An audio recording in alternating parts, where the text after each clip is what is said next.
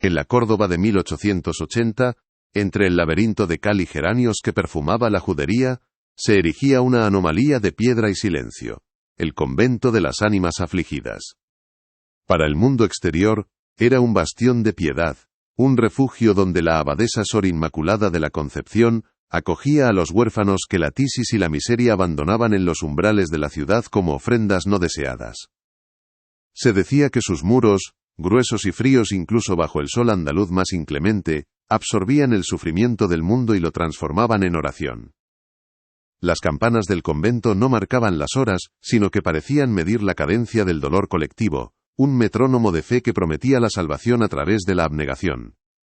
Dentro, un ejército de mujeres vestidas de luto perpetuo se dedicaba a la caridad, sus rostros velados ocultando una devoción que, según los cronistas de la época, bordeaba lo sobrenatural. Era un lugar sagrado, un punto ciego en el mapa de la vida secular, donde la muerte infantil era tratada no como una tragedia, sino como un tránsito privilegiado, un atajo al paraíso. La historia que estás a punto de escuchar fue enterrada por décadas, y hay quien prefiere que continúe así. Suscríbete ahora. Si no lo haces, quedarás entre los que ignoraron el aviso cuando llamase a su puerta. En el folclore local, sin embargo, el convento no era un santuario, sino una herida supurante en la memoria de la ciudad. Tras su abrupto cierre en 1888, sellado por un decreto diocesano que hablaba vagamente de irregularidades estructurales y espirituales, la piedad se pudrió en leyenda. Los niños ya no hablaban de las monjas santas, sino de Sor Clemencia, la monja loca, la novicia que fue expulsada poco antes de que las puertas se cerraran para siempre. Se contaba en susurros, en las cocinas y en los patios al caer la noche, que sus gritos habían traspasado la piedra. No eran gritos de éxtasis divino, sino de un horror incalificable. Se comen a los ángeles, aullaba, según la tradición oral, con los ojos desorbitados y la espuma en los labios, mientras los guardias del obispo la arrastraban hacia un exilio de infamia y olvido. Su historia se convirtió en una advertencia, un cuento para asustar a los niños y mantenerlos alejados de las ruinas, un recordatorio de que la locura puede anidar incluso en el corazón más consagrado. Hoy, las ruinas del convento de las ánimas afligidas son un esqueleto de piedra devorado por la hiedra y el silencio. El aire en su interior es una amalgama densa y palpable de incienso rancio, cera fría y el dulzor empalagoso y terroso de la descomposición. Es un olor que se adhiere a la ropa y a la memoria. Las vidrieras, reventadas por el tiempo y el vandalismo, ya no filtran la luz divina, sino que proyectan sobre el suelo polvoriento las siluetas de santos decapitados que parecen llorar lágrimas de óxido. El único sonido es el goteo metódico e incesante del agua que se filtra por las grietas de la cúpula, cada gota un eco líquido en la quietud sepulcral, un pulso que mide la lenta agonía del edificio. Caminar por sus pasillos es una lección de profanación. Cada paso levanta nubes de polvo que danzan en los haces de luz como fantasmas diminutos, y la acústica del lugar tiene la perversa cualidad de devolver el eco de tus pisadas como si fueran seguidas por otras, más ligeras, más pequeñas, infinitamente más antiguas. Es en este paisaje de decadencia sagrada donde comienza nuestra investigación, guiada por la figura de Elara Montes, una joven y tenaz historiadora, cuya especialidad académica son los registros eclesiásticos olvidados de Andalucía. Pero su interés no es meramente profesional. Elara es la descendiente directa de Sor Clemencia, la sobrina tataranieta de la mujer cuya razón fue sacrificada en el altar de un secreto inconfesable. Para Elara la historia familiar no es un relato cerrado, sino una acusación pendiente, un expediente abierto que sangra a través de las generaciones. Su carrera académica es, en realidad, una cruzada personal, una búsqueda implacable de la verdad que la Iglesia enterró con la misma eficiencia con la que entierra a sus muertos. Está convencida, con una certeza que roza la obsesión, de que su antepasada no fue una histérica blasfema, sino una víctima, una testigo de algo tan monstruoso que la única defensa de la institución fue declararla loca. La figura de Sor Clemencia ha sido para Elara un faro y una carga. Desde niña, ha vivido con el estigma de la monja loca en su linaje, un susurro que ha manchado el apellido Montes durante más de un siglo. Rechaza visceralmente la narrativa oficial, ese cómodo diagnóstico de histeria demoníaca que aparece en los escasos documentos que sobrevivieron a la purga de los archivos. En la caligrafía temblorosa de su tía abuela, en las pocas cartas que se salvaron de la quema, Elara no ve los desvaríos de una mente enferma, sino la lúcida desesperación de una conciencia acorralada. Siente a Clemencia no como un fantasma del pasado, sino como una presencia viva que le exige justicia. Su investigación no es solo para limpiar un nombre, es para devolverle la voz a una mujer a la que se la arrancaron, para demostrar que en aquel convento de piedad impostada, la única cordura posible era, precisamente, gritar. La llave que abriría la cripta de este secreto no se encontraba en los polvorientos archivos diocesanos, sino mucho más cerca, en el corazón del propio legado familiar. Durante la restauración de la vieja casa de sus abuelos, un edificio que había pertenecido a la familia Montes desde el siglo XIX, los albañiles encontraron una oquedad tras una falsa pared en el sótano. Dentro, cubierto por una tela de arpillera que se deshizo al tacto, había un arcón de madera de nogal, negro por la humedad y sellado por un candado de hierro forjado que se había convertido en una masa informe de óxido. Elara sintió una sacudida eléctrica al verlo, un reconocimiento primordial, como si aquel objeto hubiera estado esperando su llegada durante 130 años. El aire que escapó al forzar la cerradura no olía a madera vieja, sino a algo más complejo, a miedo, a secreto y a tiempo encapsulado. El contenido del arcón era un testamento de dolor y penitencia. En la superficie, un cilicio de alambre oxidado, sus púas todavía manchadas con la pátina oscura de sangre antigua, un instrumento de mortificación que hablaba de una culpa insondable. Debajo, un pequeño breviario encuadernado en cuero agrietado, sus páginas tan frágiles que amenazaban con convertirse en polvo bajo la yema de los dedos de Elara. Era el diario de oración de Sor Clemencia.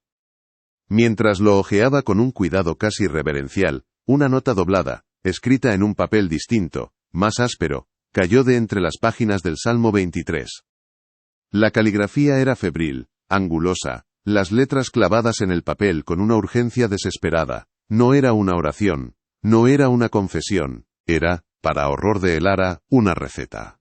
Para el pan de ánimas leyó en voz alta, y su propia voz le sonó extraña, profana, en el silencio del sótano. La lista de ingredientes era una letanía de horror poético que helaba la sangre. Tomar el lamento de un pulmón puro, preferiblemente antes de su último estertor. Moler la inocencia hasta hacerla polvo fino, como la harina de trigo más blanca. Amasar con una lágrima de resignación, recogida en un cáliz de plata. Añadir una pizca del calor febril de una frente infantil y dejar levar en el silencio de un osario. Hornear hasta que la plegaria se vuelva crujiente. Cada frase era una puñalada, una metáfora tan visceral que trascendía lo simbólico. Y al final de aquella abominable fórmula, como una nota al pie en el libro de contabilidad del infierno, una anotación escueta y precisa. Manuel, 7 años, tosferina. El nombre ancló el horror a la realidad. Manuel dejó de ser una pesadilla literaria para convertirse en la lápida de un niño. Elara sintió un frío que no tenía nada que ver con la humedad del sótano. El breviario, que momentos antes parecía una reliquia sagrada, ahora pesaba en sus manos como un objeto maldito. La receta no era una alegoría de la Eucaristía, era una descripción literal, un manual de instrucciones para un ritual impensable. La histeria de Sor Clemencia comenzaba a adquirir una claridad aterradora. Su investigación había dado un vuelco. Ya no buscaba limpiar el nombre de una mujer acusada de locura. Ahora, se había convertido en la perseguidora de un crimen tan antiguo y tan monstruoso que el lenguaje apenas tenía palabras para describirlo. La redención familiar había dado paso a la exhumación de un mal indecible. El primer paso fue salir de la penumbra del sótano y entrar en la luz clínica de los archivos municipales. Con el nombre Manuel y la fecha aproximada de 1881, Elara se sumergió en los enormes y pesados libros de defunción de la ciudad de Córdoba. El aire en la sala de lectura era denso con el olor a papel quebradizo y pegamento de encuadernador. Un aroma que siempre le había resultado reconfortante pero que ahora se sentía sofocante, cómplice. Pasó horas deslizando el dedo por columnas de nombres escritos con una caligrafía elegante y distante, un registro burocrático de tragedias anónimas. Y entonces, lo encontró. Manuel Rodríguez Expósito. Edad, 7 años. Causa de la muerte. Fallo respiratorio agudo derivado de tosferina. Domicilio. Convento de las Ánimas Afligidas. La coincidencia era perfecta. el pulso de Elara se aceleró, y el silencio del archivo pareció transformarse en un zumbido ensordecedor. Aquella entrada en el registro fue la primera grieta en un dique que llevaba más de un siglo conteniendo un océano de horrores. Con la confirmación de la existencia de Manuel, Elara desarrolló una nueva y macabra metodología. Comenzó a buscar en los registros del orfanato del convento, comparando los nombres de los niños acogidos con los libros de defunción de la ciudad. El trabajo era arduo, una inmersión en la miseria del siglo XIX, una procesión de vidas truncadas por la enfermedad y la pobreza. Pero pronto, un patrón aterrador comenzó a emerger de entre los datos. La tasa de mortalidad infantil en el convento de las ánimas afligidas era anormalmente alta, casi el triple que la de otros orfanatos de la ciudad en la misma época. Una anomalía estadística que gritaba en silencio desde las páginas amarillentas. Lo más inquietante no era solo el número de muertes, sino la meticulosa justificación de cada una de ellas. Cada certificado de defunción estaba firmado por médicos respetados de la sociedad cordobesa de la época, hombres de ciencia y reputación intachable. Las causas eran siempre plausibles: tuberculosis, difteria, escarlatina, las plagas comunes que diezmaban a la población infantil. Pero la frecuencia, la regularidad con la que estos niños fallecían dentro de los muros del convento, sugería algo más que una simple mala suerte, o unas condiciones insalubres. Sugería una maquinaria de muerte perfectamente documentada y legitimada por la autoridad médica.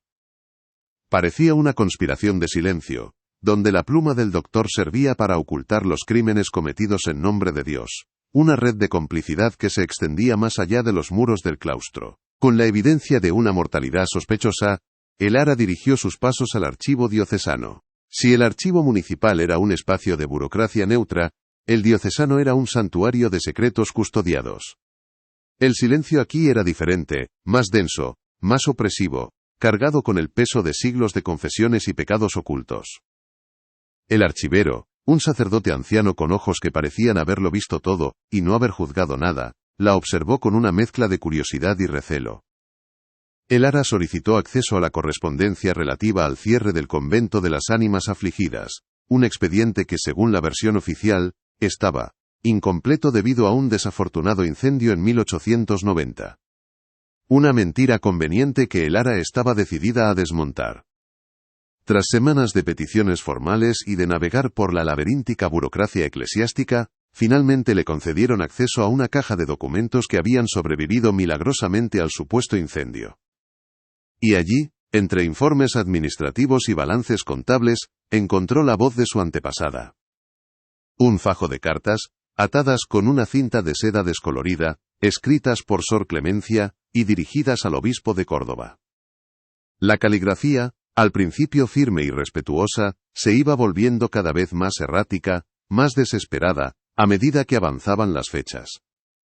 Eran los gritos de una mujer atrapada, suplicando ser escuchada, intentando poner en palabras un horror que desafiaba la razón y la fe. Las cartas eran un descenso a los infiernos. En ellas, Sor Clemencia describía con una lucidez aterradora lo que ella llamaba el oficio sagrado. Hablaba de un círculo interno de monjas, las manducatrices de almas, lideradas por la abadesa Sor Inmaculada. Describía cómo, cuando un niño huérfano agonizaba, estas mujeres no rezaban por su salvación, sino que realizaban un ritual para cosechar su pureza. Hablaba de una cocina secreta bajo el osario, de preparaciones blasfemas, de un pan de ánimas, que era consumido por la abadesa en una ceremonia privada. Lo describía no como un acto de crueldad, sino como una abominación sagrada, una perversión teológica tan profunda que la mente apenas podía concebirla. Suplicaba al obispo que interviniera, que enviara inspectores, que detuviera la masacre. La respuesta de la Iglesia fue tan brutal como predecible. La última carta del legajo no era de Sor Clemencia, sino del propio obispo. Era una respuesta fría, burocrática y definitiva. En ella, desestimaba las acusaciones de la joven novicia como los febriles desvaríos de una mente presa de la melancolía histérica. Recomendaba oración, penitencia y aislamiento, para calmar su espíritu atormentado. Era una condena sellada. La institución, confrontada con una verdad monstruosa, eligió el camino más fácil: sacrificar a la mensajera. Declararon loca a la única persona cuerda en aquel convento, silenciando su voz, y enterrando el secreto bajo el peso de un diagnóstico psiquiátrico. El Ara sintió una oleada de rabia y de dolor. No solo habían matado niños, habían asesinado la verdad. El Ara sabía que las cartas de clemencia, por muy reveladoras que fueran, serían desestimadas por los historiadores como la prueba de su locura, no de un crimen. Necesitaba la pieza central del puzzle, la confesión de la perpetradora. En una nota a pie de página de un oscuro tratado sobre órdenes monásticas andaluzas del siglo XIX, encontró una mención casi casual, al diario personal de la venerada abadesa Sor Inmaculada, cuyo contenido piadoso se perdió lamentablemente en el incendio de 1890. El mismo incendio ficticio, la mención era una pista, un hilo del que tirar. Si el diario había existido, era posible que alguien lo hubiera salvado de la quema. Alguien que quisiera preservar el secreto, o quizás, la prueba del crimen. La búsqueda del diario de Sor Inmaculada se convirtió en una obsesión que la llevó por los caminos más insospechados de la historia oculta de Córdoba. Siguió un rastro de rumores y medias verdades, que la condujo desde las bibliotecas de coleccionistas privados hasta los registros de casas de subastas, persiguiendo el fantasma de un libro que oficialmente no existía. La pista definitiva la encontró en el testamento de un antiguo secretario del obispado, un hombre que había muerto en la miseria y el oprobio tras ser excomulgado por tráfico de reliquias sagradas. En el inventario de sus escasos bienes, figuraba una entrada críptica: el libro de la priora, piel y llanto. Tras meses de búsqueda, el Ara localizó al único descendiente de aquel hombre, un anticuario que guardaba el diario en una caja fuerte, consciente de su valor, pero ignorante de su terrible contenido. Cuando el Ara finalmente tuvo el diario en sus manos, sintió que sostenía el corazón negro de toda la historia. Estaba encuadernado en cuero oscuro casi negro, y el cierre era una pequeña pieza de plata con la forma de un ángel llorando. No había título, ni nombre. El papel era grueso, de alta calidad, y las páginas estaban cubiertas de una caligrafía impecable, serena, casi hipnótica. Era la voz de Sor Inmaculada de la Concepción, la Santa Viviente. Al abrirlo, un tenue olor a cera y a algo más, algo vagamente metálico y dulce, emanó de sus páginas. El Ara se preparó para leer la confesión de un monstruo, pero lo que encontró en las primeras páginas fue mucho más perturbador: la lógica inquebrantable de una fanática. Las primeras entradas del diario eran un tratado de teología retorcida. Sor Inmaculada escribía con una elocuencia conmovedora sobre la sordera de Dios, sobre un cielo indiferente al sufrimiento humano. Estaba convencida de que las oraciones de los adultos, manchadas por el pecado y la duda, ya no podían traspasar el velo. Solo la plegaria pura, incontaminada, de un alma infantil en el momento exacto de su tránsito a la otra vida, tenía la fuerza necesaria para llegar al trono de Dios. El oficio sagrado, escribía, no era canibalismo, sino la forma más elevada de caridad, una transmutación sagrada. Al consumir el pan de ánimas, ella no devoraba un cuerpo, sino que asimilaba la esencia del alma del niño, convirtiéndose en un vehículo, un conducto viviente, para llevar su última y más poderosa plegaria, directamente ante la presencia divina. Si esta revelación te ha helado, escribe alerta en los comentarios y deja tu like. No seas aquel que cierra los ojos, las señales existen antes de que el peligro llegue. A medida que el Ara avanzaba en la lectura, el diario revelaba los detalles del ritual con una frialdad procesal que revolvía el estómago. Sor Inmaculada describía la selección del niño, siempre el más débil, el que ya estaba cerca de la muerte natural. Describía cómo las manducatrices de almas lo rodeaban en su lecho de muerte, no para consolarlo, sino para recoger su último aliento, en un relicario de cristal. Detallaba el traslado del cuerpo al sótano, a la cocina ritual oculta tras el osario. Escribía sobre el desmembramiento, la preparación, la consagración de partes específicas del cuerpo, transformadas en obleas, en un pan que se convertía en el nexo físico entre la tierra y el cielo. Cada acto estaba justificado por las Escrituras. Cada abominación era presentada como un sacrificio necesario, una obra de piedad extrema. Pero entonces, a mitad del diario, el tono de Sor Inmaculada comenzó a cambiar.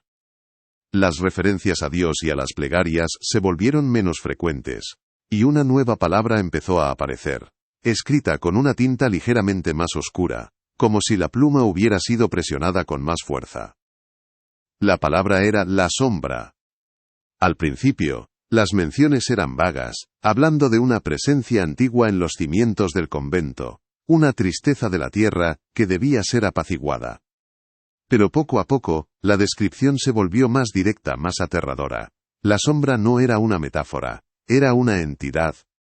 Una conciencia primigenia y hambrienta que habitaba en la oscuridad bajo el convento, una criatura que se alimentaba no de carne, sino de la esencia misma del dolor. La revelación final cayó sobre Elara como una losa de sepulcro, dejándola sin aliento. El ritual tenía un propósito dual. Enviar las plegarias de los niños al cielo era solo la justificación, la fachada piadosa de una realidad mucho más terrible. El verdadero propósito del oficio sagrado era alimentar a la sombra. El sufrimiento de los niños, concentrado y santificado a través del ritual caníbal, se convertía en un tipo de alimento espiritual que mantenía a la entidad apaciguada, dormida, prisionera en su letargo bajo tierra. Las monjas no eran simples herejes, eran carceleras que, durante siglos, habían estado alimentando a un monstruo para que no despertara y devorara el mundo. El convento no era una casa de Dios, era una jaula. Todo encajó con una claridad cegadora y nauseabunda.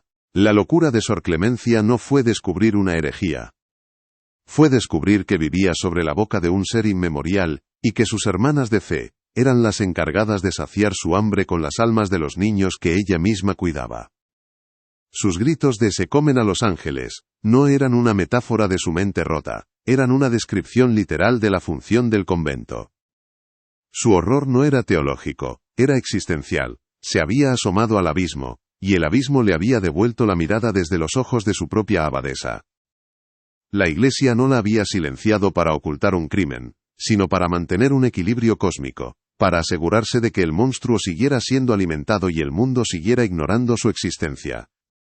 Con el diario de Sor Inmaculada en su bolso, un peso físico y espiritual que parecía querer arrastrarla hacia el suelo, Elara supo lo que tenía que hacer. No podía enfrentarse a la historia desde la seguridad de un archivo. Tenía que ir al origen, al escenario del crimen. Esperó a que cayera la noche, una noche de tormenta que parecía convocada por la propia historia.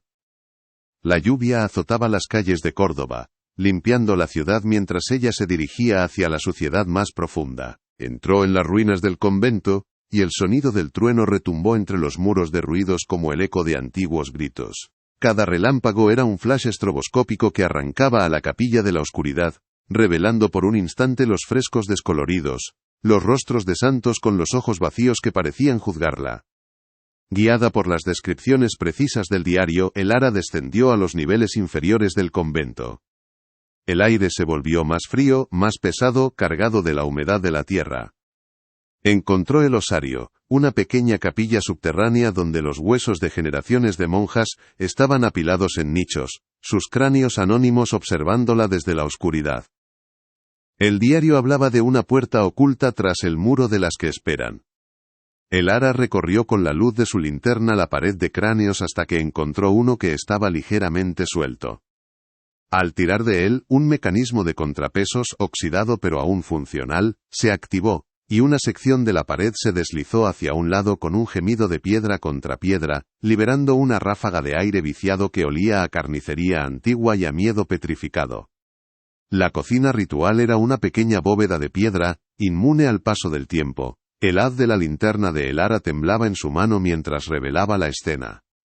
En el centro, una mesa de piedra maciza, como un altar de sacrificios. Su superficie estaba surcada por profundas marcas de cuchillos, y Elara notó con un escalofrío que eran demasiado pequeñas, demasiado delicadas, para haber sido usadas en despiezar animales.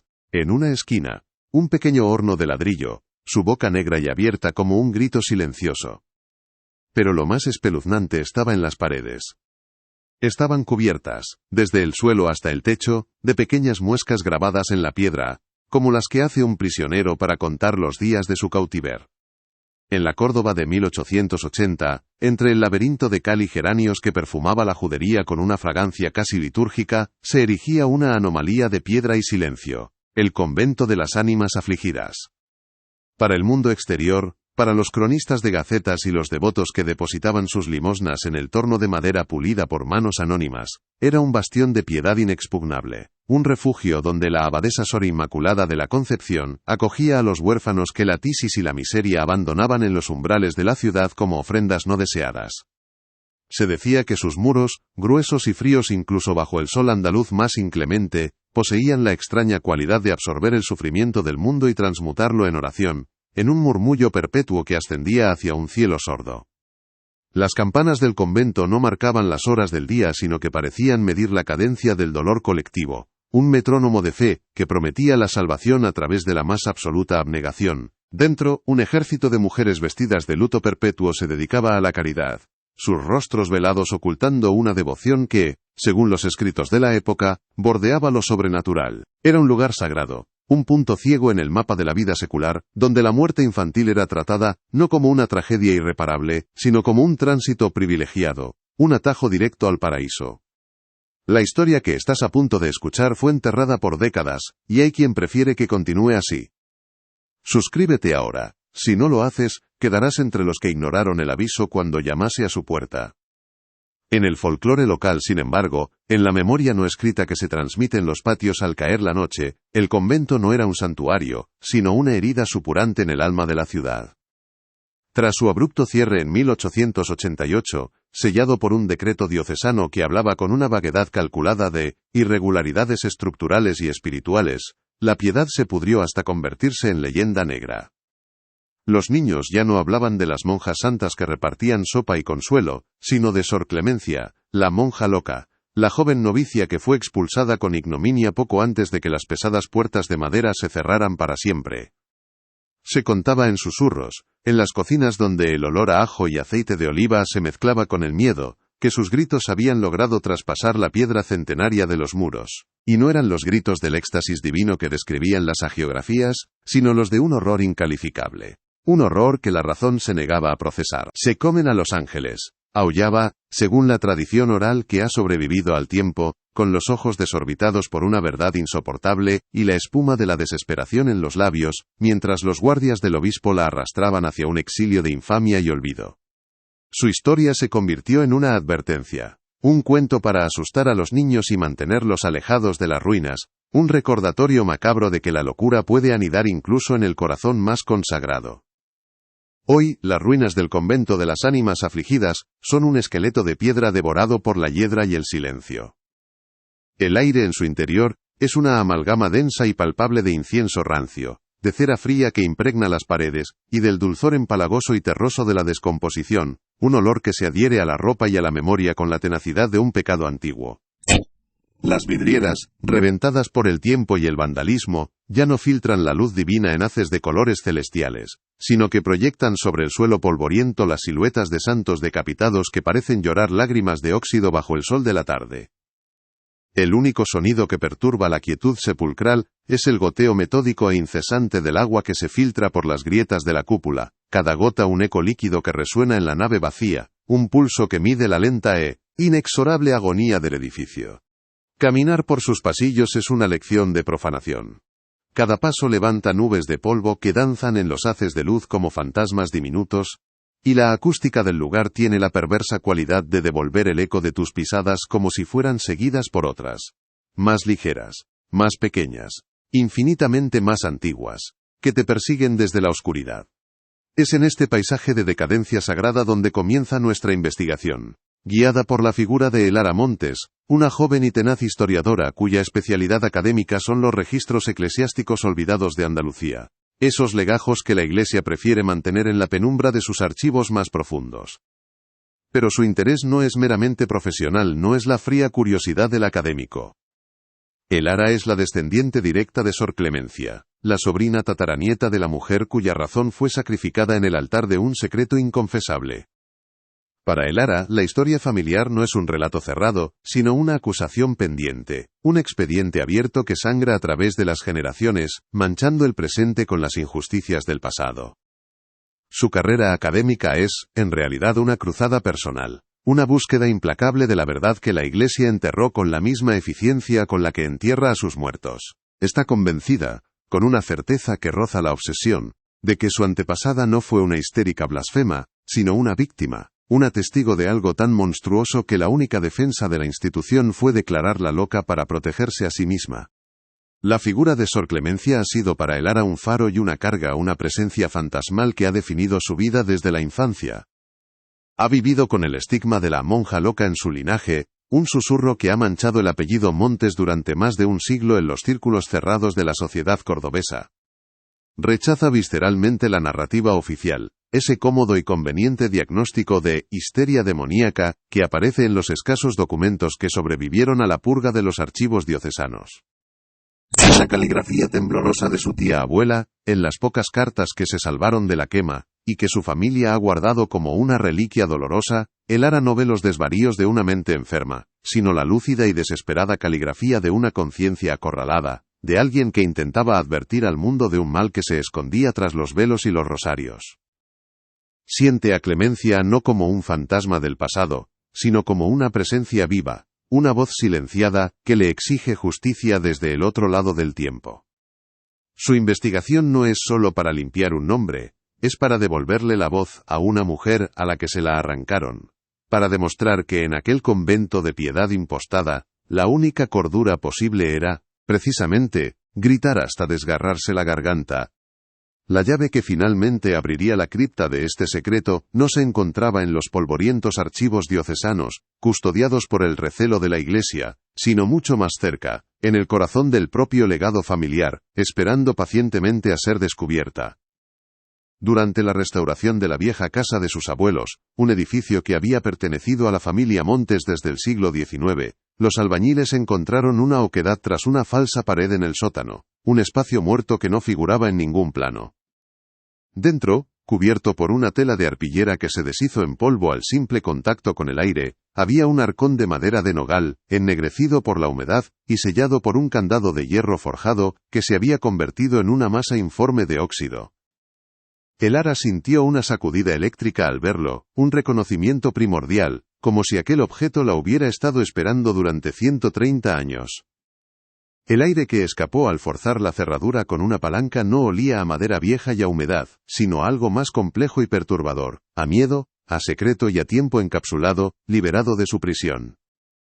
El contenido del arcón era un testamento de dolor y penitencia, un inventario de la culpa que había consumido a su antepasada. En la superficie, como una serpiente enroscada sobre sí misma, yacía un cilicio de alambre oxidado, sus púas todavía manchadas con la pátina oscura de sangre antigua, un instrumento de mortificación que hablaba de una culpa insondable, de un pecado tan grande que requería el desgarro de la propia carne para ser expiado. Debajo, un pequeño breviario encuadernado en cuero agrietado, sus páginas tan frágiles y quebradizas que amenazaban con convertirse en polvo bajo la yema de los dedos de Elara.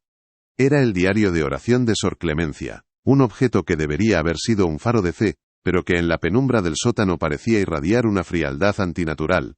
Mientras lo hojeaba con un cuidado casi reverencial, sintiendo la textura del papel como si fuera la piel de un difunto, una nota doblada, escrita en un papel distinto, más áspero y común, cayó de entre las páginas del Salmo 23, el del Valle de las Sombras de la Muerte. La caligrafía era febril, angulosa, las letras clavadas en el papel con una urgencia desesperada, como si la pluma hubiera sido un clavo, y la página, la tapa de un ataúd. No era una oración, no era una confesión, era, para horror de Elara, una receta. Para el pan de ánimas, leyó en voz alta, y su propia voz le sonó extraña, profana, en el silencio del sótano, como si hubiera invocado algo que debió permanecer dormido. La lista de ingredientes era una letanía de horror poético que helaba la sangre y paralizaba la razón, una perversión de la terminología culinaria que la transformaba en un manual de carnicería sagrada. Tomar el lamento de un pulmón puro, preferiblemente antes de su último estertor, cuando la vida se aferra con la fuerza de un ángel asustado. Moler la inocencia hasta hacerla polvo fino, como la harina de trigo más blanca que se cierne en el invierno. Amasar con una lágrima de resignación, recogida en un cáliz de plata para que no pierda su sal sagrada. Añadir una pizca del calor febril de una frente infantil, el último rescoldo de su lucha. Dejar levar en el silencio de un osario, donde los muertos susurran los secretos de la paciencia. Hornear hasta que la plegaria se vuelva crujiente, y el aroma del sacrificio ascienda al cielo sordo. Cada frase era una puñalada, una metáfora tan visceral, tan anclada en lo físico, que trascendía lo simbólico para convertirse en una descripción literal, en un testimonio de una abominación metódica. Y al final de aquella abominable fórmula, como una nota al pie en el libro de contabilidad del infierno, una anotación escueta, precisa y devastadora: Manuel 7 años, tosferina. Ese nombre, esa edad, esa enfermedad, anclaron el horror a la realidad de una forma tan brutal que Elara sintió que el suelo se abría bajo sus pies. Manuel dejó de ser una pesadilla literaria para convertirse en la lápida de un niño real con un nombre y una historia, cuya vida había terminado como ingrediente en un ritual blasfemo.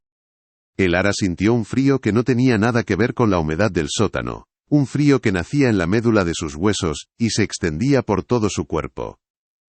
El breviario, que momentos antes parecía una reliquia sagrada, ahora pesaba en sus manos como un objeto maldito, como el cráneo de la víctima. La receta no era una alegoría perversa de la Eucaristía. Era un manual de instrucciones para un crimen impensable. La supuesta histeria de Sor Clemencia comenzaba a adquirir una claridad aterradora y lógica. Su investigación había dado un vuelco irreversible. Ya no buscaba limpiar el nombre de una mujer acusada de locura. Ahora, se había convertido en la perseguidora de un crimen tan antiguo y tan monstruoso que el lenguaje apenas tenía palabras para describirlo. La redención familiar había dado paso a la exhumación de un mal indecible. El primer paso fue salir de la penumbra claustrofóbica del sótano y entrar en la luz clínica y ordenada de los archivos municipales de Córdoba. Con el nombre Manuel, y la fecha aproximada de 1881 grabados a fuego en su mente, Elara se sumergió en los enormes y pesados libros de defunción de la ciudad, volúmenes tan grandes como lápidas, encuadernados en piel oscura y llenos de los finales de miles de historias. El aire en la sala de lectura era denso con el olor a papel quebradizo y pegamento de encuadernador, un aroma que siempre le había resultado reconfortante, el perfume de su profesión, pero que ahora se sentía sofocante, cómplice de un silencio que ocultaba demasiados gritos. Pasó horas que se le antojaron días, deslizando el dedo con guante de algodón por columnas interminables de nombres escritos con una caligrafía elegante y distante, un registro burocrático de tragedias anónimas que convertía el dolor en una simple línea de tinta. Cada nombre era una vida truncada, cada causa de muerte un eco de la miseria del siglo XIX, buscaba una aguja en un pajar de fantasmas. Y entonces lo encontró. En la página correspondiente a marzo de 1881, la caligrafía del funcionario, aunque pulcra, parecía haber temblado ligeramente al escribir aquella entrada, o quizás era solo la proyección del propio temblor de Elara. Manuel Rodríguez Expósito. Edad, 7 años. Causa de la muerte, fallo respiratorio agudo derivado de tosferina. Y la línea que lo cambió todo, la que conectó la receta del infierno con la burocracia terrenal. Domicilio, convento de las ánimas afligidas. La coincidencia era perfecta, una pieza que encajaba con un chasquido seco y horrible en el puzzle que estaba montando. El pulso de Elara se aceleró hasta convertirse en un martilleo en sus sienes, y el silencio reverencial del archivo pareció transformarse en un zumbido ensordecedor, como el grito ahogado de aquel niño, resonando a través de más de un siglo. Había encontrado la primera prueba tangible, la primera grieta en el dique de mentiras que llevaba 130 años conteniendo un océano de horrores. La locura de su tía abuela era, en realidad, la crónica de un asesinato. Aquella entrada en el registro de defunciones no fue un final, sino un principio. Fue la primera piedra que Elara desenterró, revelando la existencia de una cripta oculta bajo el jardín de la historia oficial. Con la confirmación de la existencia de Manuel, desarrolló una nueva y macabra metodología de investigación. Comenzó a buscar en los registros del orfanato del convento, comparando sistemáticamente los nombres de los niños acogidos con los libros de defunción de la ciudad durante el período en que Sor Inmaculada fue abadesa. El trabajo era arduo, una inmersión en la miseria del siglo XIX, una procesión de vidas truncadas por la enfermedad, la desnutrición y la pobreza, un desfile de pequeños fantasmas de papel.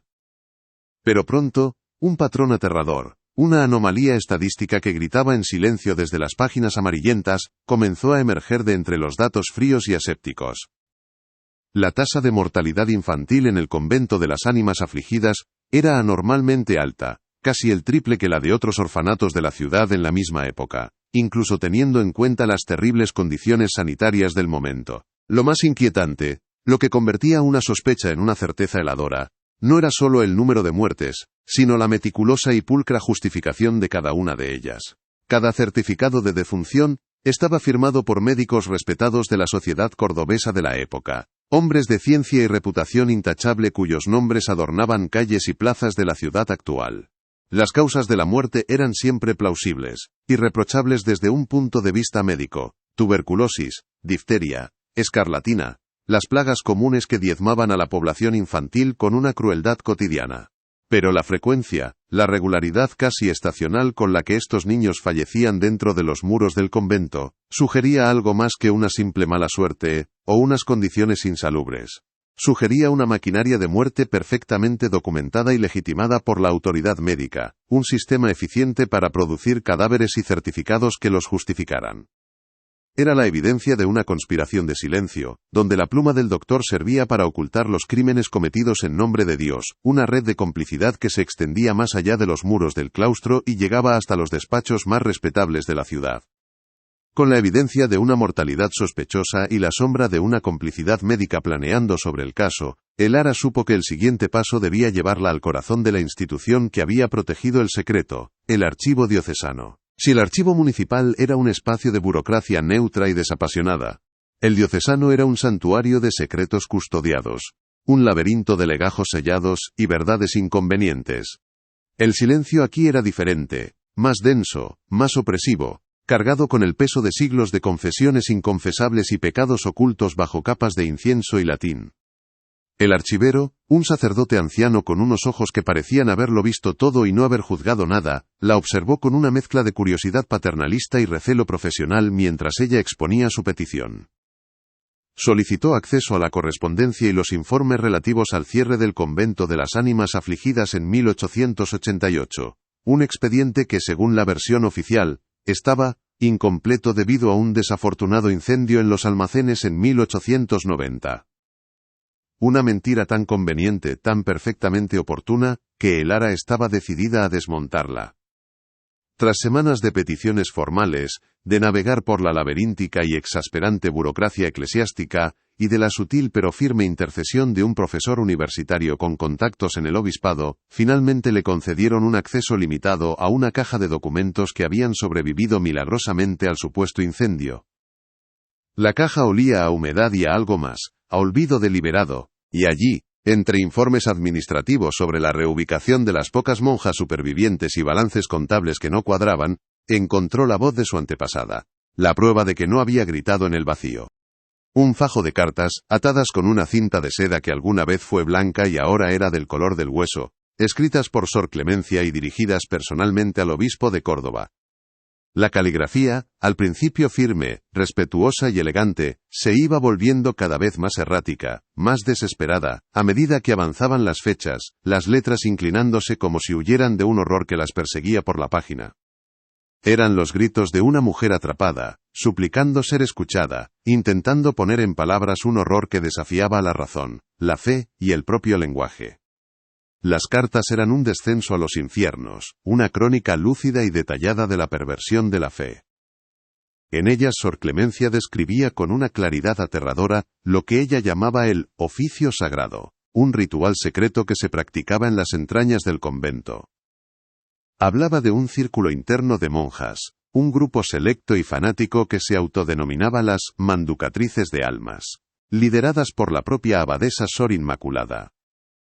Describía cómo, cuando un niño huérfano agonizaba, estas mujeres no rezaban por su salvación, sino que realizaban un ritual para cosechar su pureza en el instante preciso de la muerte. Hablaba con un terror palpable de una cocina secreta bajo el osario, de preparaciones blasfemas, de un pan de ánimas, que era elaborado con partes del niño, y que luego era consumido por la abadesa, en una ceremonia privada, una parodia monstruosa de la comunión. Lo describía no como un acto de crueldad sádica, sino como una abominación sagrada, una perversión teológica tan profunda y retorcida, que la mente apenas podía concebirla. En cada carta, suplicaba al obispo que interviniera, que enviara inspectores de incógnito, que detuviera la masacre que se estaba cometiendo en nombre de Dios. La respuesta de la Iglesia, o más bien la no respuesta, fue tan brutal como predecible. La última carta del legajo no era de Sor Clemencia, sino un borrador de la respuesta del propio obispo, escrita por la mano de su secretario. Era una respuesta fría, burocrática y definitiva, una losa de sepulcro administrativa. En ella, desestimaba las acusaciones de la joven novicia como los febriles desvaríos de una mente presa de la melancolía histérica, exacerbada por un celo religioso mal entendido.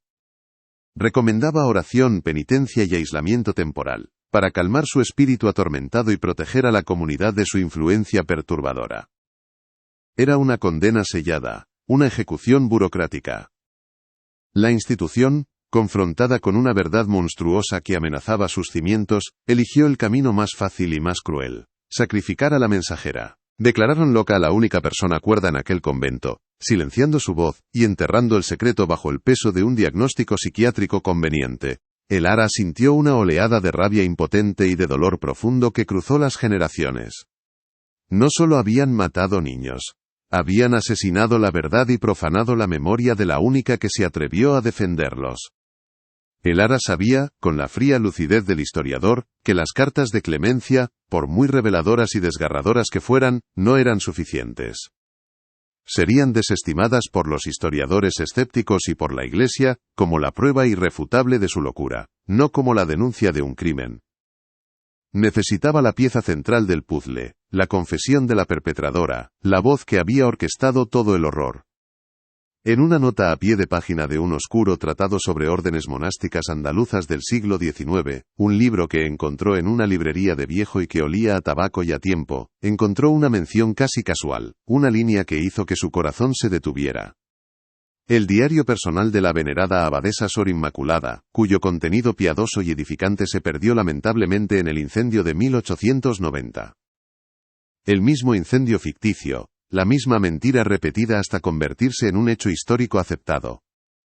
Aquella mención era una pista, un hilo del que tirar. Si el diario había existido, era posible que alguien lo hubiera salvado de la quema, alguien que quisiera preservar el secreto, o quizás, alguien que quisiera guardar para la posteridad la prueba del crimen.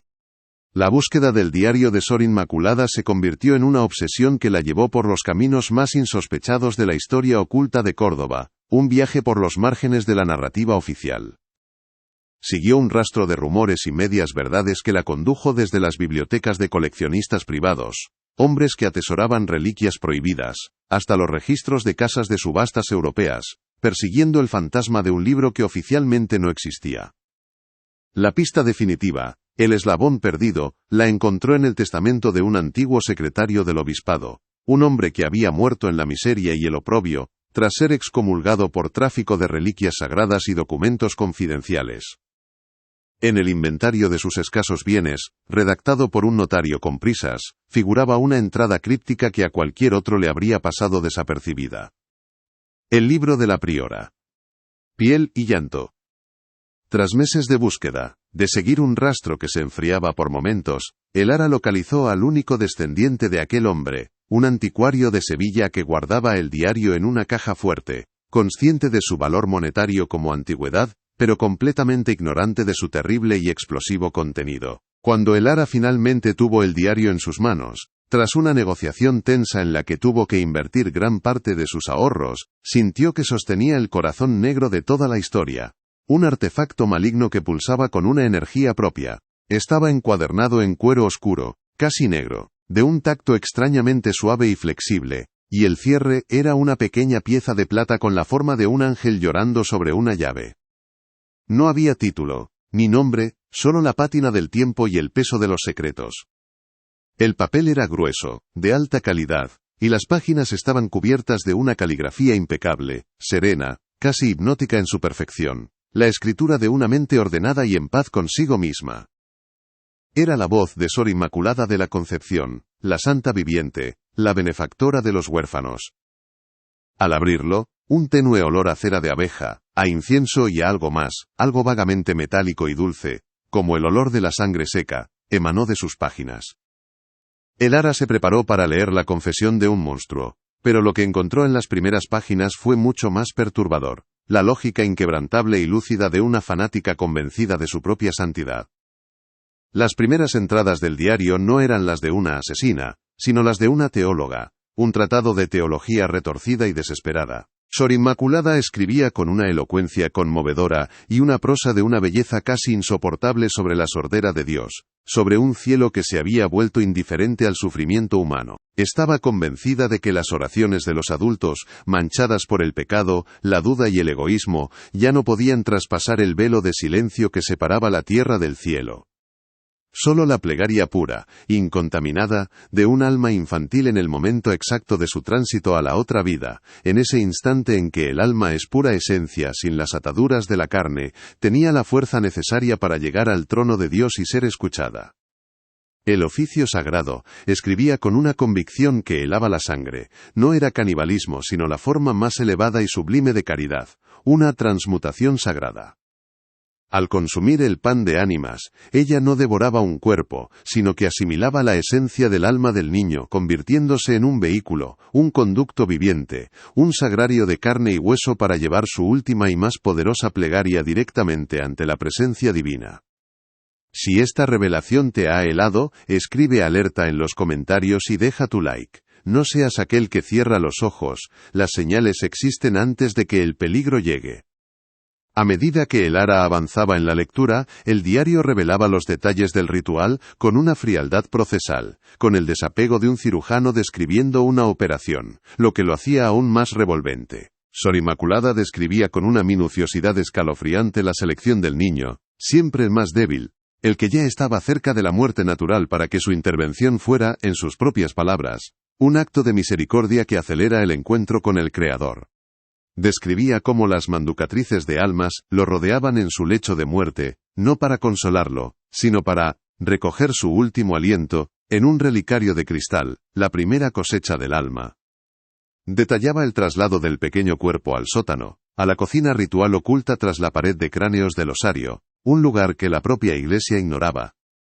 Escribía sobre el desmembramiento, la preparación, la consagración de partes específicas del cuerpo, transformadas en obleas, en un pan que se convertía en el nexo físico entre la tierra y un cielo que exigía sacrificios de sangre. Cada acto estaba justificado por las Escrituras, cada abominación era presentada como un sacrificio necesario, una obra de piedad extrema, que el mundo profano no podía comprender. Pero entonces, a mitad del diario, coincidiendo con una serie de muertes particularmente seguidas en el invierno de 1884, el tono de Sor Inmaculada comenzó a cambiar sutilmente. Las referencias a Dios y a las plegarias de los niños se volvieron menos frecuentes, más mecánicas, y una nueva palabra empezó a aparecer, escrita con una tinta ligeramente más oscura, como si la pluma hubiera sido presionada contra el papel con más fuerza, con una mezcla de miedo y cuco pointen con reverencia. La palabra era la sombra. Al principio, las menciones eran vagas, casi poéticas, hablando de una presencia antigua en los cimientos del convento, una tristeza de la tierra, que debía ser apaciguada con oraciones y sacrificios. Pero poco a poco, a medida que las páginas pasaban, la descripción se volvió más directa, más personal, más aterradora. La sombra no era una metáfora de la melancolía o del mal. Era una entidad. Una conciencia primigenia y hambrienta que habitaba en la oscuridad bajo el convento, una criatura que se alimentaba no de carne, sino de la esencia misma del dolor, de la desesperación y de la inocencia perdida. La revelación final, escrita en las últimas páginas del diario con una caligrafía que por primera vez perdía su serenidad y se volvía casi ilegible, cayó sobre el ara como una losa de sepulcro, dejándola sin aliento, con una náusea helada que le subía por la garganta. El ritual tenía un propósito dual, una verdad oculta bajo capas de mentiras piadosas. Enviar las plegarias de los niños al cielo era solo la justificación, la fachada teológica, la mentira que la abadesa se contaba a sí misma y a sus acólitas, para poder soportar el horror de sus actos. El verdadero propósito del oficio sagrado era alimentar a la sombra. El sufrimiento de los niños, concentrado, destilado y santificado, a través del ritual caníbal, se convertía en un tipo de alimento espiritual. Una ofrenda que mantenía a la entidad apaciguada, dormida prisionera en su letargo bajo la tierra de Córdoba. Las monjas no eran simples herejes, eran carceleras. Carceleras que, durante siglos, habían estado alimentando a un monstruo para que no despertara y devorara el mundo. El convento no era una casa de Dios. Era una jaula, y ellas eran las guardianas que le daban de comer. Todo encajó en la mente de Elara con una claridad cegadora y nauseabunda, cada pieza del puzzle encontrando su lugar en un mosaico de horror cósmico. La locura de Sor Clemencia no fue descubrir una herejía, por monstruosa que fuera. Su colapso se produjo al descubrir que vivía sobre la boca de un ser inmemorial, y que sus hermanas de fe, las mujeres con las que rezaba y compartía el pan, eran las encargadas de saciar su hambre con las almas de los niños que ella misma cuidaba y amaba. Sus gritos de «se comen a los ángeles» no eran una metáfora de su mente rota por el fanatismo religioso. Eran una descripción literal, desesperada y precisa de la verdadera función del convento. Su horror no era teológico, era existencial. Se había asomado al abismo, y el abismo le había devuelto la mirada desde los ojos serenos y piadosos de su propia abadesa. La Iglesia no la había silenciado para ocultar un crimen contra los hombres, sino para mantener un equilibrio cósmico, para asegurarse de que el monstruo siguiera siendo alimentado y el mundo siguiera ignorando su existencia bajo un manto de falsa piedad. Con el diario de Sor Inmaculada en su bolso, un peso físico y espiritual que parecía querer arrastrarla hacia el suelo, hacia la misma tierra que ocultaba a la sombra, Elara supo lo que tenía que hacer. No podía enfrentarse a esta historia desde la seguridad de un archivo o la distancia de un despacho. Tenía que ir al origen, al escenario del crimen, al corazón de la oscuridad. Esperó a que cayera la noche, una noche de tormenta que parecía convocada por la propia historia, como si el cielo quisiera lavar la ciudad antes de la revelación. La lluvia azotaba las calles de Córdoba, limpiando la cal de las paredes mientras ella se dirigía hacia la suciedad más profunda y antigua. Entró en las ruinas del convento, y el sonido del trueno retumbó entre los muros derruidos como el eco de antiguos gritos de niños. Cada relámpago era un flash estroboscópico que arrancaba a la capilla de la oscuridad, revelando por un instante los frescos descoloridos, los rostros de santos con los ojos vacíos que parecían juzgarla por profanar su descanso. Guiada por las descripciones precisas y detalladas del diario, que sostenía como si fuera un mapa del infierno, Elara descendió a los niveles inferiores del convento, bajando por unas escaleras de caracol que parecían hundirse en las entrañas de la tierra. El aire se volvió más frío, más pesado, cargado de la humedad del subsuelo y de un olor a tierra mojada y a algo más, a carne vieja. Encontró el osario, una pequeña capilla subterránea donde los huesos de generaciones de monjas estaban apilados en nichos, sus cráneos anónimos observándola desde la oscuridad con sus cuencas vacías. El diario hablaba de una puerta oculta tras el muro de las que esperan en silencio. Elara recorrió con la luz temblorosa de su linterna la pared de cráneos hasta que encontró uno que estaba ligeramente suelto, que se movía al tacto. Al tirar de él, un mecanismo de contrapesos, oxidado pero aún funcional, se activó con un chirrido agónico, y una sección de la pared se deslizó hacia un lado con un gemido de piedra contra piedra, liberando una ráfaga de aire viciado que olía a carnicería antigua, a grasa rancia y a miedo petrificado. La cocina ritual era una pequeña bóveda de piedra, un espacio que parecía inmune al paso del tiempo, una herida conservada en perfecto estado en el corazón de la ruina. El haz de la linterna de Elara temblaba en su mano mientras revelaba la escena congelada en el tiempo. En el centro, una mesa de piedra maciza, lisa y fría como un altar de sacrificios. Su superficie estaba surcada por profundas marcas de cuchillos y herramientas más pequeñas, y Elara notó con un escalofrío que eran demasiado delicadas, demasiado precisas, para haber sido usadas en despiezar animales. En una esquina, un pequeño horno de ladrillo, su boca negra y abierta como un grito silencioso, todavía con restos de ceniza en su interior. Pero lo más espeluznante, lo que hizo que Elara tuviera que apoyarse en el marco de la puerta para no caer, estaba en las paredes. Estaban cubiertas, desde el suelo hasta el techo, de pequeñas muescas grabadas en la piedra, como las que hace un prisionero para contar los días de su cautiverio. Pero no eran rayas. Elara se acercó, la luz de la linterna recorriendo la superficie irregular de la pared. Cada muesca era un nombre: Manuel, Lucía, Pedro, Sofía. Cientos de nombres, grabados con una caligrafía infantil y torpe, el último acto de existencia de aquellos niños antes de ser convertidos en ofrenda. Era un muro de los lamentos, un registro macabro que contradecía la pulcra contabilidad de los libros de defunción. Aquí estaba la verdad, grabada en la piedra por las propias víctimas. Y mientras la luz de su linterna danzaba sobre los nombres, la escena final se reconstruyó en su mente con una claridad insoportable. La última ceremonia, la negativa de Sor Clemencia a participar, su grito de horror al ver cómo preparaban el cuerpo de un niño que ella había cuidado, al que le había cantado nanas. Su locura no fue una enfermedad. Fue el sonido que hace la cordura al romperse ante un horror que no se puede nombrar, el último y más desesperado acto de humanidad, en un lugar donde Dios había decidido mirar hacia otro lado. La verdad, en toda su magnitud, la golpeó con la fuerza de un objeto físico. La historia del convento de las ánimas afligidas no era una simple crónica de fanatismo religioso y canibalismo ritual. Era la historia de un pacto terrible, un equilibrio precario mantenido con la sangre de los inocentes. La abadesa Sor Inmaculada y su círculo de manducatrices no eran solo asesinas, eran guardianas de un secreto mucho más antiguo y aterrador que ellas mismas, herederas de una carga que se había transmitido de abadesa a abadesa durante siglos. Habían contenido un mal primigenio, un hambre cósmica, a costa de sacrificar lo más sagrado que tenían a su cuidado. Y la Iglesia, en su infinita sabiduría, o en su infinita cobardía, había decidido que era un precio aceptable a pagar. Era mejor sacrificar a unos pocos huérfanos y a una novicia desobediente que arriesgarse a despertar lo que dormía bajo los cimientos de la ciudad. El cierre del convento no fue un acto de justicia, sino de contención. Sellaron la puerta para que el monstruo no se quedara sin comida. El ara apagó la linterna, sumiendo la cocina ritual en la misma oscuridad que la había albergado durante décadas. Ya no sentía el frío de la piedra, sino un calor que emanaba de su interior, una rabia purificadora. El legado de Sor Clemencia ya no era una carga, sino una antorcha.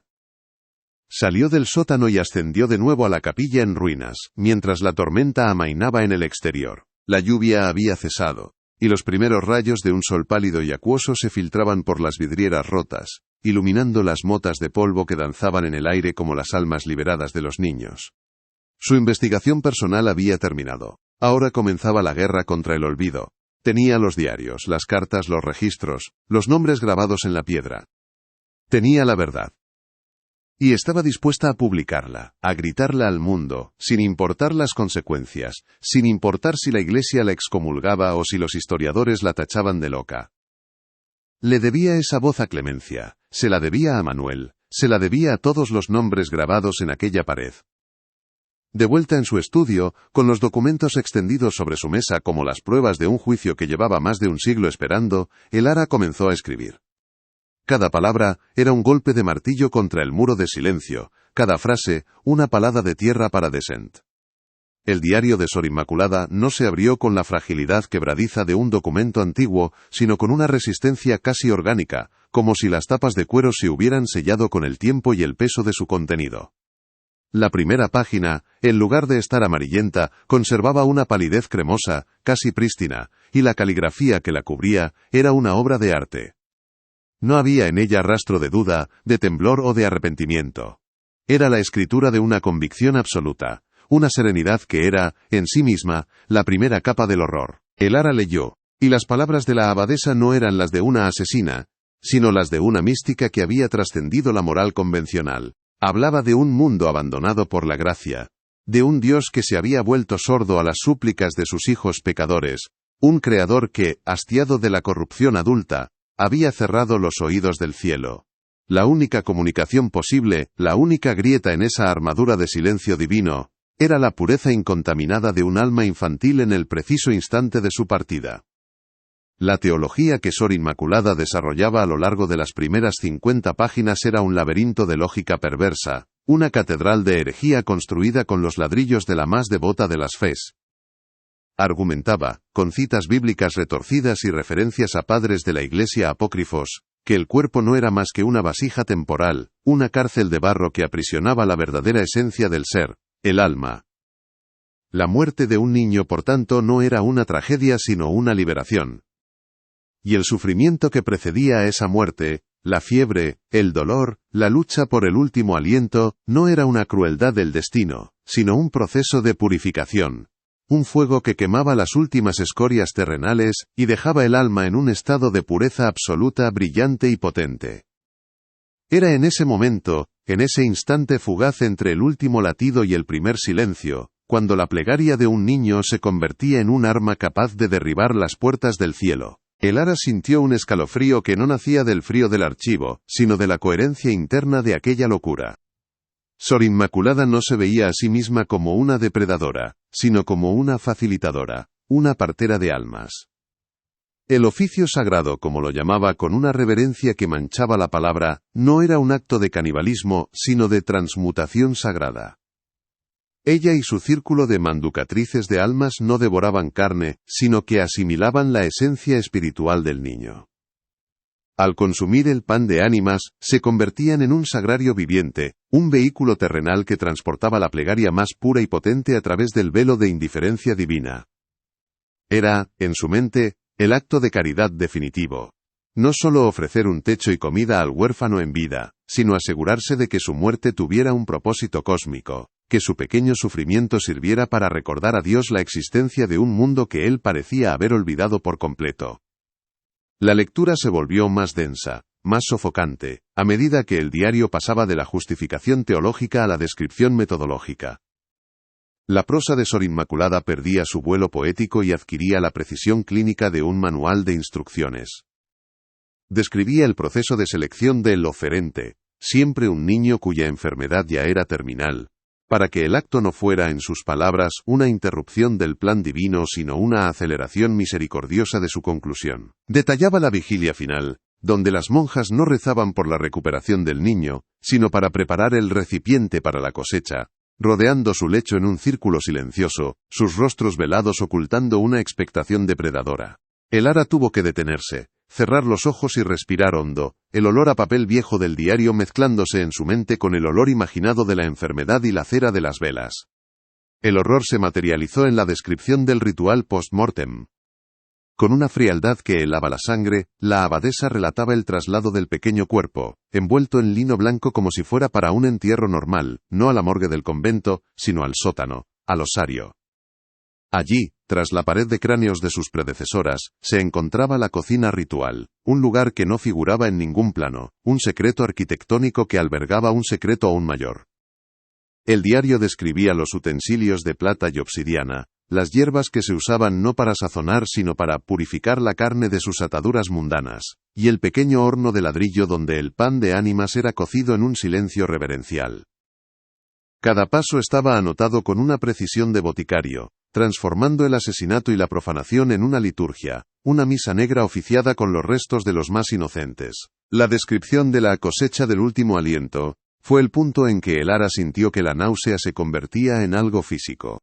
Sor Inmaculada escribía sobre un pequeño relicario de cristal de roca, enfriado en agua bendita durante 3 días.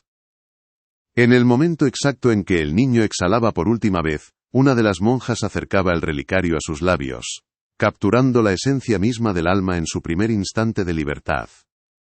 Ese aliento, visible como un vaho efímero dentro del cristal, era el ingrediente principal, la levadura espiritual, que se añadiría más tarde a la masa. El diario especificaba que el relicario debía ser sellado con cera de un cirio pascual y guardado en la oscuridad más absoluta hasta el momento de la preparación, para que la luz del mundo no contamine su pureza. Era un detalle tan poético y tan monstruoso, que Elara sintió que su propia respiración se detenía en su pecho.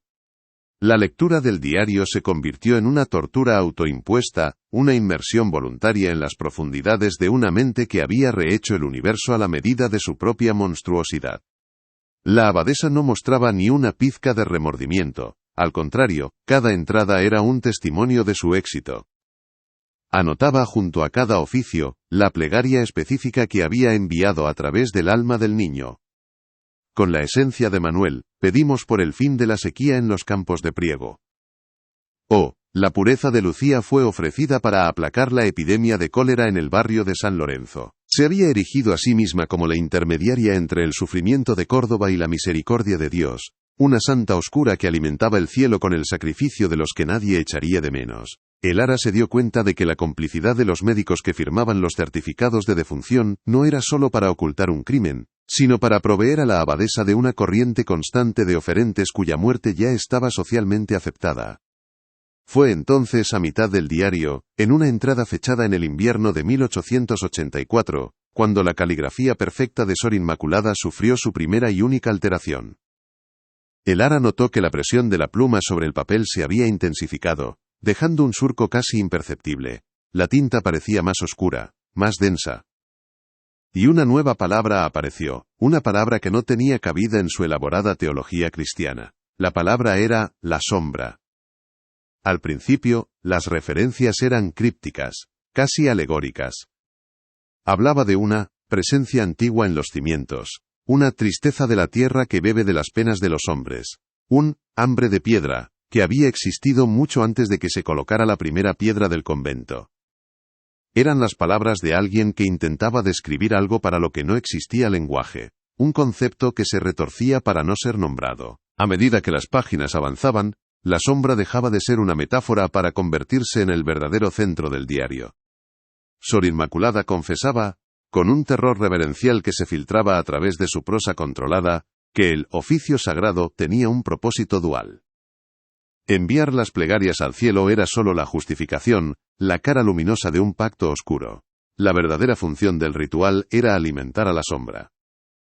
Escribía que esta entidad, esta conciencia primigenia y sin nombre, se nutría no de la carne sino de la esencia destilada del sufrimiento. La muerte natural de un niño sólo le proporcionaba un sustento débil, insípido. Pero el ritual de las manducatrices actuaba como un alambique espiritual. Tomaba el dolor, la inocencia y el miedo, los santificaba a través de la liturgia caníbal, y los convertía en un manjar, un alimento concentrado que mantenía a la sombra satisfecha, apaciguada en su letargo subterráneo.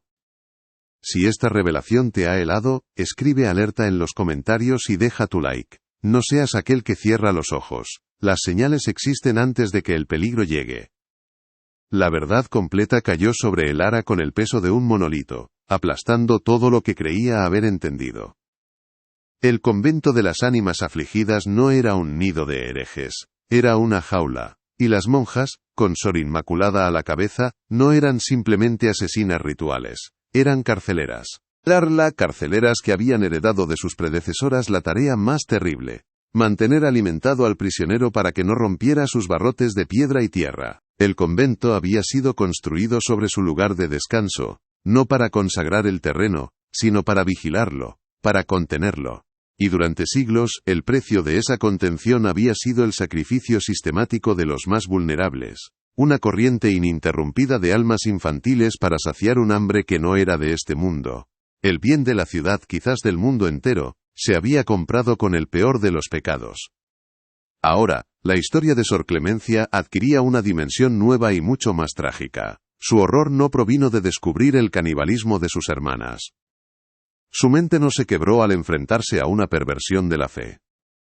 Se rompió al comprender la verdad completa, que el Dios al que rezaban era una fachada, y que el verdadero poder al que servían era una entidad voraz que dormía bajo sus pies. Su grito, «Se comen a los ángeles», no era solo una acusación de asesinato, era una advertencia. Estaba tratando de decir al mundo que los ángeles no iban al cielo, sino que eran devorados por el infierno que habitaba en las profundidades de su propio hogar. Su locura fue el resultado de una lucidez insoportable. Había visto el verdadero rostro de su carcelera, y ese rostro no era el de Dios, sino el de la sombra. La implicación final hizo que a el Ara le faltara el aire. La Iglesia no había cerrado el convento y silenciado a Clemencia para ocultar un escándalo de herejía. Eso habría sido relativamente sencillo de manejar con excomuniones y penitencias. Lo habían hecho para mantener el secreto más fundamental. El obispo, al leer las cartas de Clemencia, no vio a una loca, sino a una amenaza para la seguridad de un pacto milenario. La clausura del convento no fue un acto de justicia, sino una medida de contención desesperada. Sellaron el lugar, no para castigar a las culpables sino para cortar el suministro de alimento a la sombra, esperando que la inanición la mantuviera débil, dormida. Sacrificaron la verdad para mantener al monstruo en su letargo, dejando que la historia se pudriera en una leyenda sobre una monja loca. El diario, que Elara sostenía con manos temblorosas, ya no era un simple documento histórico. Era un testamento, un manual de contención y una advertencia. El peso del conocimiento era casi físico. Una presión en el pecho, un frío en la nuca. La investigación académica había muerto en esa sala de lectura. Ya no se trataba de limpiar el nombre de su antepasada. Se trataba de enfrentarse al legado de lo que ella había descubierto. El silencio que ahora reinaba en el convento en ruinas no era el silencio de la paz o del abandono. Era el silencio del hambre. La sombra llevaba más de un siglo sin ser alimentada. Elara sintió un impulso irracional, una certeza absoluta que se apoderó de ella. Tenía que ir allí. Tenía que ver el lugar no con los ojos de una historiadora, sino con los ojos de clemencia, con el conocimiento de lo que se ocultaba bajo la tierra. La decisión fue instantánea, visceral. Guardó el diario en su bolso con un cuidado casi reverencial, sintiendo su peso como si fuera un trozo de la propia lápida del convento. Afuera, el cielo de Córdoba, que había estado despejado, comenzaba a cubrirse con nubes oscuras y densas que llegaban desde el oeste, como si la propia naturaleza estuviera reaccionando a la verdad desenterrada. La noche cayó prematuramente, una noche cargada de electricidad estática y de la promesa de una tormenta. Para Elara, no era una coincidencia, era una señal. El cielo se estaba vistiendo de luto para la visita que estaba a punto de hacer. No podía esperar al día siguiente, no podía dejar que la luz del sol diluyera el terror y la urgencia que sentía. Tenía que ir ahora, bajo el manto de la misma oscuridad que había protegido los secretos del convento durante tanto tiempo. Condujo por las calles estrechas y sinuosas de la judería, la lluvia comenzando a golpear el parabrisas con la fuerza de un presagio. Las farolas arrojaban un brillo anaranjado y enfermizo sobre el pavimento mojado, y los pocos transeúntes que se apresuraban a buscar refugio, parecían figuras fantasmales. La ciudad, su ciudad. De repente le pareció un lugar extraño y lleno de peligros ocultos, una fina capa de civilización extendida sobre abismos insondables. El convento estaba en el límite del casco antiguo, en una zona que los cordobeses evitaban instintivamente por la noche. Cuando llegó, el edificio se recortaba contra el cielo iluminado por los relámpagos, no como una ruina romántica, sino como una mandíbula desdentada abierta en un grito silencioso.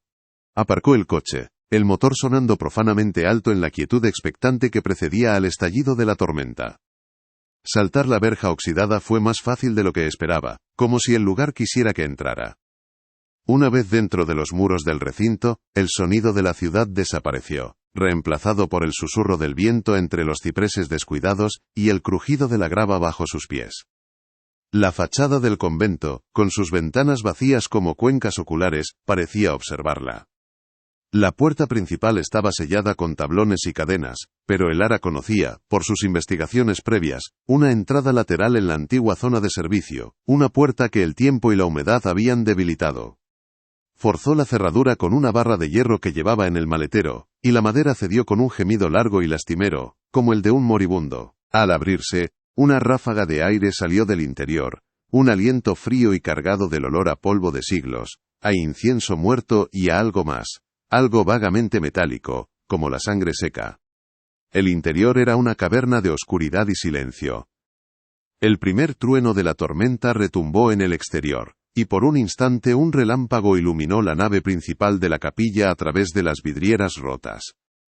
La luz estroboscópica reveló un escenario de devastación sagrada, bancos volcados, un altar cubierto de escombros y excrementos de pájaros, y los frescos de las paredes donde los rostros de los santos se habían desprendido, dejándolos con rostros leprosos que la miraban desde la penumbra. Elara encendió su linterna, y el haz de luz, que parecía débil e insignificante en la inmensidad del espacio, cortó la oscuridad. El sonido dominante era el goteo del agua desde la cúpula, cada gota cayendo sobre una baldosa rota con un eco que parecía contar los segundos de una cuenta atrás. El diario en su bolso parecía pulsar guiándola. No se detuvo en la capilla, sabía a dónde tenía que ir. Hacia abajo, hacia el osario, hacia la cocina de los ángeles. Cada paso que daba en los pasillos resonaba con una claridad antinatural, y el eco que le devolvían las paredes parecía siempre ligeramente desfasado, como si alguien caminara justo detrás de ella, imitando sus movimientos. El aire se volvía más frío y denso a medida que descendía por la escalera de caracol que llevaba a las criptas. Un frío que se metía en los huesos y que no tenía que ver con la temperatura. El olor a tierra húmeda se intensificó, mezclándose con la fragancia dulzona y empalagosa de la descomposición. Podía sentir el peso de la tierra sobre ella, el peso del edificio, el peso de la historia. Y bajo todo ello, podía casi sentir una presencia, una vasta quietud expectante, como la de una bestia que ha sido despertada de un largo sueño y escucha, inmóvil en la oscuridad, los pasos de la presa que se acerca. Llegó al osario, y el haz de su linterna recorrió las paredes de nichos donde los cráneos y los huesos de cientos de monjas estaban apilados en patrones geométricos. Sus cuencas vacías parecían seguir la luz, un coro silencioso de testigos que habían guardado el secreto hasta la tumba. El Ara contuvo la respiración, buscando la señal descrita en el diario, el muro de las que esperan. Recorrió la pared de cráneos, la luz temblando en su mano, hasta que encontró lo que buscaba. Un cráneo en la fila inferior, ligeramente más oscuro que los demás, con una pequeña cruz grabada en la frente, apenas visible bajo el polvo. Tal como decía el diario, no estaba encajado, sino que se podía girar. Con un esfuerzo que le pareció hercúleo, lo giró hacia la izquierda. Un chirrido metálico y oxidado resonó en la cripta, seguido por el sonido de piedra raspando contra piedra. Lentamente, una sección de la pared de huesos se deslizó hacia un lado, revelando no la oscuridad, sino un pasillo estrecho y descendente del que emanaba una corriente de aire helado. El pasillo era corto, apenas 10 metros, y desembocaba en una pequeña bóveda de piedra, la cocina ritual. El Ara entró, y la atmósfera era tan opresiva que sintió como si estuviera entrando en un espacio sin aire. La habitación se había conservado perfectamente, como si el tiempo no se atreviera a entrar allí.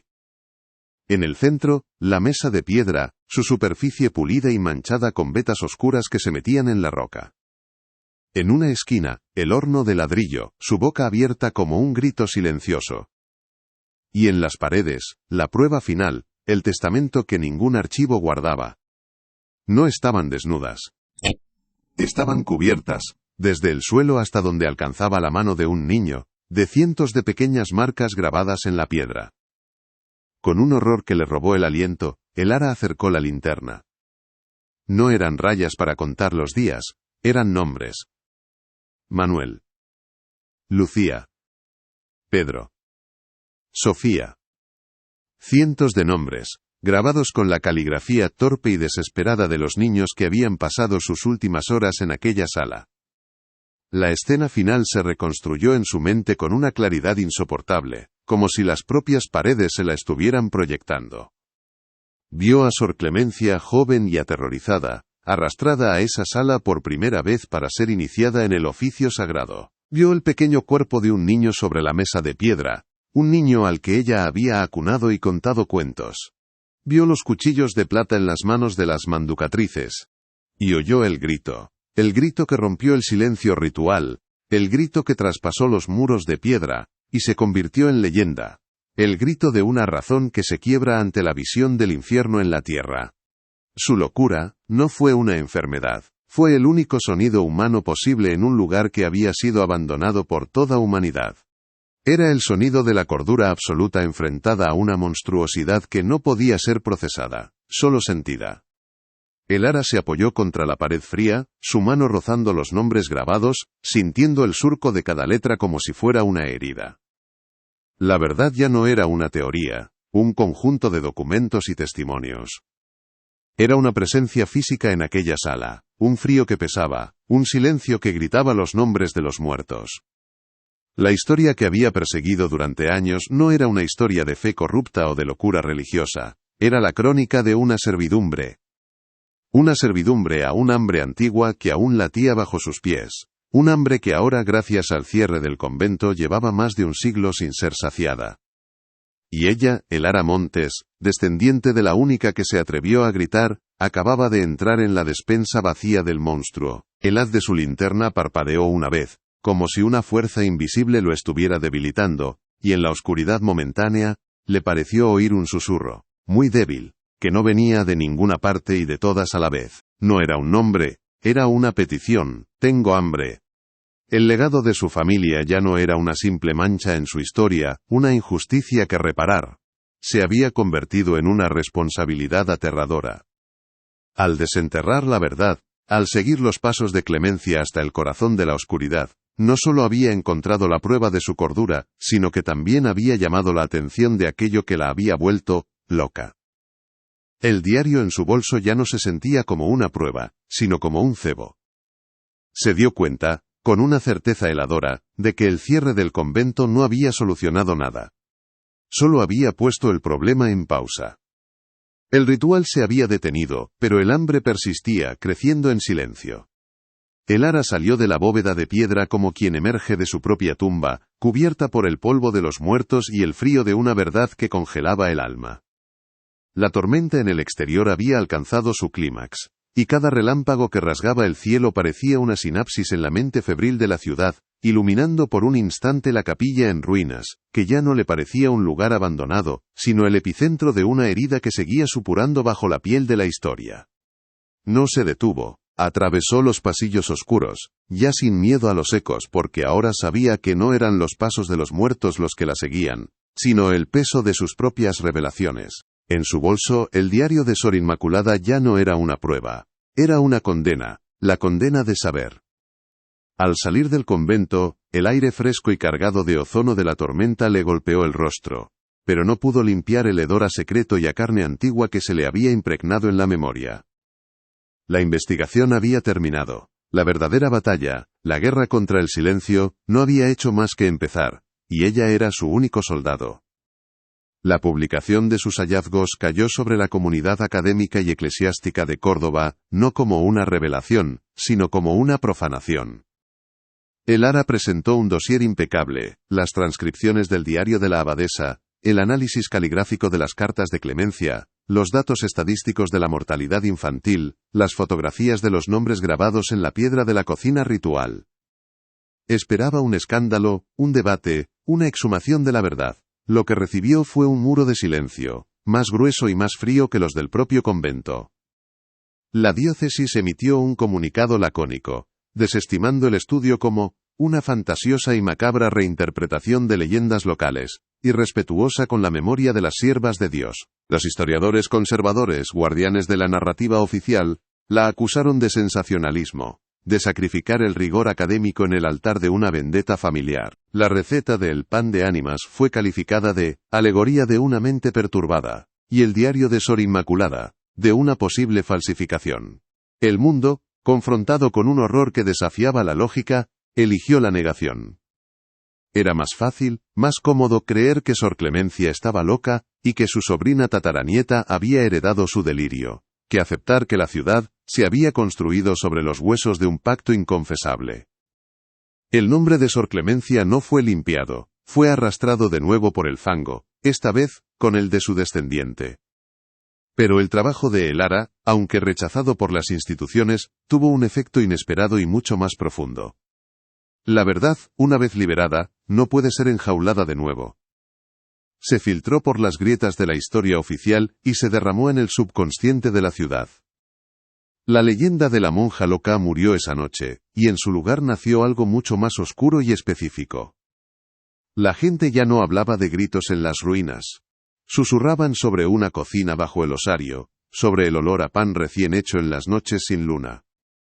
La vieja costumbre de colgar pequeños panes bendecidos en las puertas de las casas con niños enfermos, una tradición que se creía un ruego por la salud, adquirió un significado siniestro.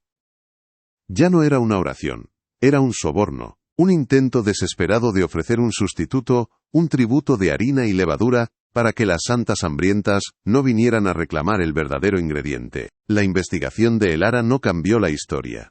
La confirmó, dando nombre y método al miedo ancestral que siempre había latido en el corazón de Córdoba. Para Elara, el fin de la investigación no trajo la paz de la justicia, sino el tormento del conocimiento. El silencio ya no era un vacío, sino una presencia cargada de expectación. Su apartamento, antes un refugio de libros y papeles, se convirtió en una celda de aislamiento donde cada crujido del suelo de madera, cada golpe de viento en la ventana, era una pregunta. El insomnio se convirtió en su estado natural, las noches en una larga vigilia en la que se sentía observada no por un fantasma, sino por una ausencia, por el eco de cientos de vidas truncadas que ahora la reconocían como la guardiana de su memoria. El olor a pan recién horneado que subía de la panadería de la esquina ya no le traía recuerdos de la infancia, sino arcadas de pánico. Y sentía un frío constante, un frío que no venía de ninguna corriente de aire sino que emanaba de su interior, como si el abismo que había contemplado le hubiera robado una parte de su propio calor vital. La sombra, despertada de su letargo por la luz de su investigación, ya no estaba confinada a los cimientos del convento, había encontrado un nuevo anclaje. La había seguido a casa. Sus sueños se convirtieron en el verdadero archivo, en el escenario donde el pasado se negaba a morir. Ya no soñaba con archivos polvorientos ni con legajos ilegibles. Soñaba con pasillos de piedra fría, y con el sonido de pequeños pies descalzos corriendo justo fuera de su campo de visión. A veces, el sueño era más nítido, más directo. Se veía a sí misma en la cocina ritual, pero no estaba sola. Una figura alta, con el rostro oculto por un velo de monja, se encontraba de espaldas a ella, amasando algo sobre la mesa de piedra.